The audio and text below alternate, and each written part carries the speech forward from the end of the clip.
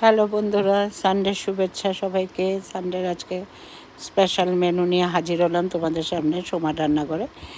দেখো আজকে বানিয়েছি পুঁটি মাছ দিয়ে পুঁটি মাছের ঝাল, পুঁটি মাছ আর টমেটো আর ধনেপাতা দিয়ে পেঁয়াজ রসুন বেটে দিয়েছিলাম, সে সাথে গরম ভাত।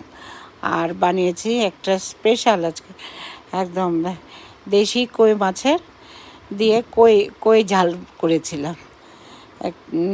কই ঝালটার মধ্যে কিছুই দিইনি আজকে, একদম পাতলা করে গরমের জন্য দুটো করেছি, বেশি তেল মশলা দিইনি, সে দিয়ে বানিয়েছি। কই মাছগুলি দেখো এত ভালো ছিল, আজকে দেশি কই মাছ ছিল আর একদম সস্তাও ছিল। কালকে মাত্র 500 টাকা কিলো ছিল এই কই মাছগুলি।